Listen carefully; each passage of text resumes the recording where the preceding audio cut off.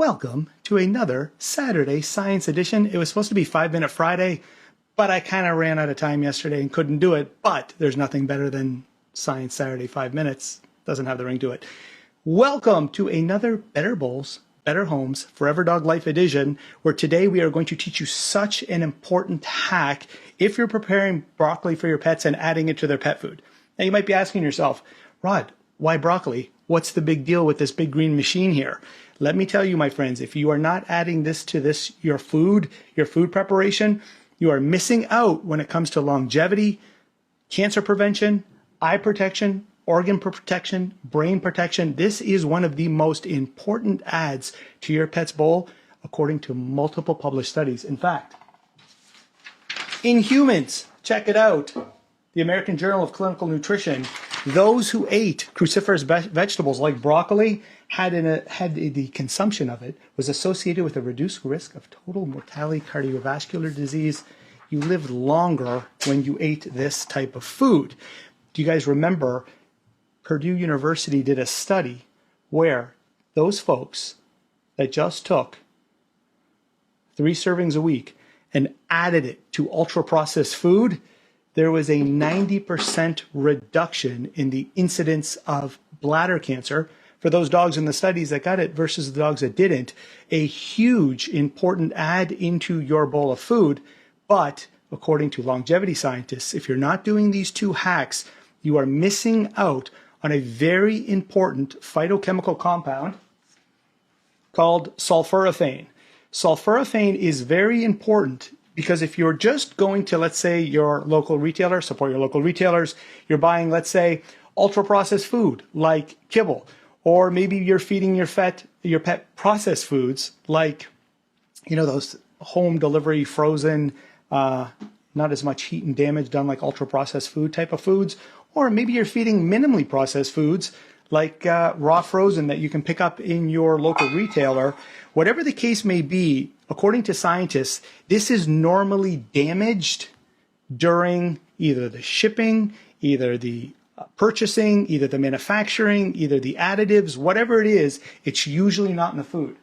So today I'm going to show you how to do it, but you have to follow these 2 hacks first if you're looking for the benefits, the longevity benefits. By the way, Jake Perry, that raised 2 Guinness World Book of Record oldest living cats, a 38 and a 34-year-old cat, Cream Puff and Grandpa Rex.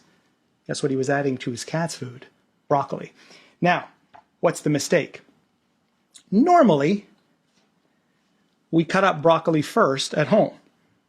We take our broccoli, we chop it up, and most pet parents, what they're doing is they're just, let's say they're boiling, they're adding it to the water after it's chopped and they boil it, or they're chopping it and they're steaming it, or they're stir frying, or they're frying, and guess what?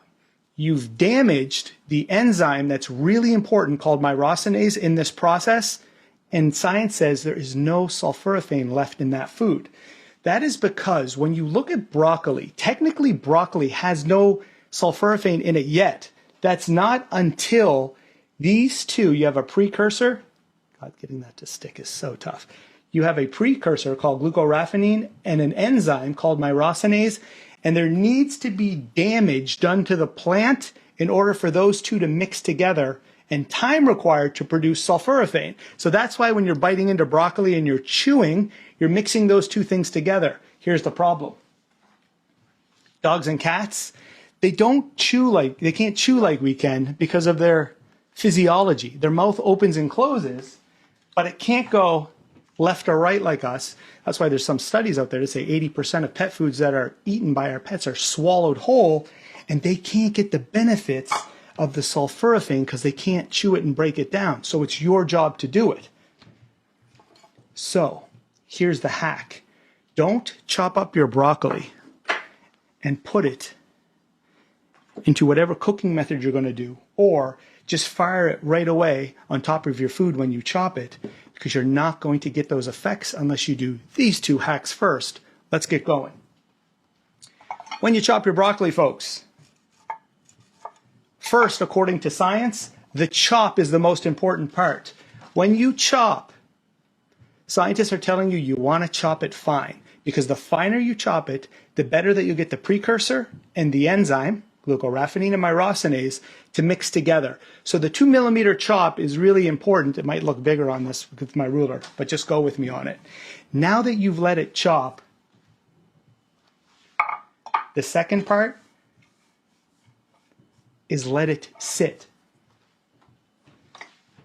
As it sits and you've chopped it properly, you've mixed those enzymes and you're getting a great level of sulforaphane, that anti-cancer, that longevity phytochemical compound you're looking for. But here's an even better hack.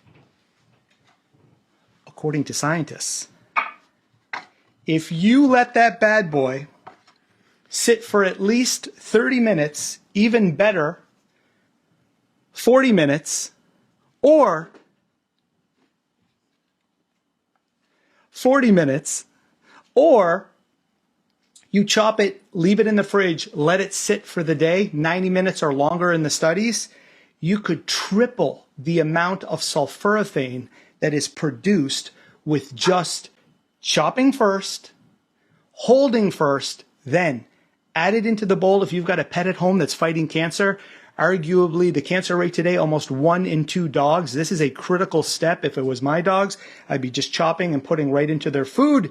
But if you want to cook it, let's say you have some sort of disease factor or whatever the case may be, at least if you let the sulforaphane produce first, it's heat resistant. According to scientists, you'll lose some, but not a lot. But it's the myrosinase that's damaged during the process. But once you've mixed it and you've produced it, now you're ready to go. That is a huge science fact and an easy tip before you're preparing your broccoli. Chop and hold, then serve or then cook.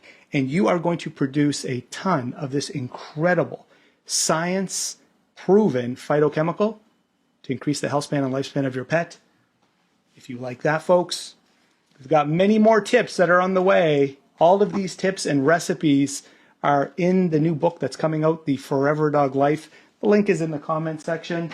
Oh, and by the way, I know you guys are going to have more questions pertaining to, well, what about like frozen products? What can I do there? But myrosinase, because of the blanching and the freezing, is actually, the myrosinase, yes, I got it right, is damaged during the blanching process and it's gone. So most times when people serve like frozen or canned or whatever the case may be, it's obliterated, and now you're serving these frozen products. Even though you're trying to chop and hold, it's gone. There are ways to bring it back. We'll talk a little bit more about stems. For those people that have pre-ordered, the thousands and thousands of you, head on over to the Learning Lab. We're going to do this again, extended studies, research, and more hacks that you can do at home with your broccoli that'll make it 10 times better.